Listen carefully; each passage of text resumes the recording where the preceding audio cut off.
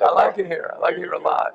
I've known Greenville because I played it down the road. We'll just say I played down the road. Right? I've learned. That's one thing about Greenville. I've learned that it's down the road. So I know Greenville. I know what Greenville is. My family lives in Wilmington. My wife's family. My wife's actually from the state of North Carolina. Awesome. How's the gelling part going with your O-line right now? Good, Yeah. good. That's what training camp's all about. You know what I mean? Like they had the summer and they're doing the summer workouts, and we had the spring. But the reality of it is you come out of spring and there's new faces in here now. Rajay's messing with you back there. I love that. So like you come out of spring ball, and now all of a sudden there's new faces. So now there's this whole other aspect that goes with those new faces of now, okay, hey, we kind of know each other, but hey, meet these guys. Right? So now it becomes, all right, let's get going. And that's been the best thing about training camp is you've been able to, and again, growth and development comes through doing hard things. Acknowledging it's a hard thing we're going to go do, doing the hard thing together, and then being able to look to your right and your left and see who did the hard thing with you, right? And then the continuity piece becomes like if we think we're going to get through the season with 5 linemen, we're out of our mind. All right.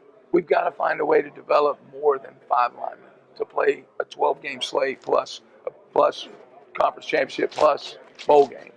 You see what I mean? Like the reality of it is you're guaranteed 12. We're fighting our ass off to get more. No.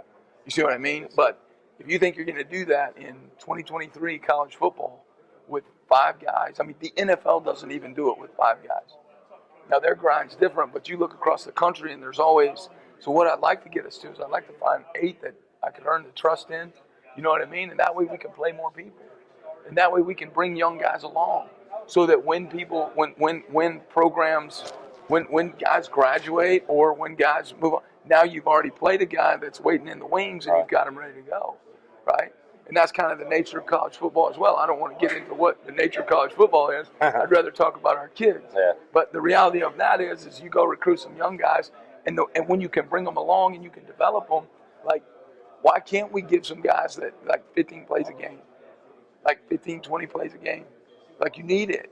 You're going to have it. It doesn't show up now. It shows up in November when you've been banging for, like through the whole deal, because these are collisions, man. We're not playing patty cake. You know what I mean? And you come out and watch our Indy. Our Indy's not an easy thing to do. Like, we have to do hard things.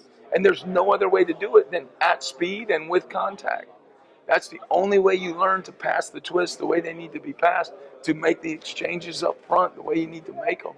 And you're going to need more than 5 people to do that. Yes, sir. You know what I mean? So trying to just earn trust on both sides. Them earn mine, me earn them.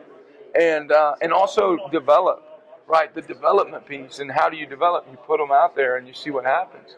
You know, like, I swear I probably learned more about being a man, a husband, and a father, like when Greg Davis was handing me the ball and goal line, with a broken hand, and I was playing fullback and just handing it to me over and over. You figure yourself out pretty quick. Yeah. Like, what are you going to be about? Coach, good stuff. Before Malcolm pancakes me, I'm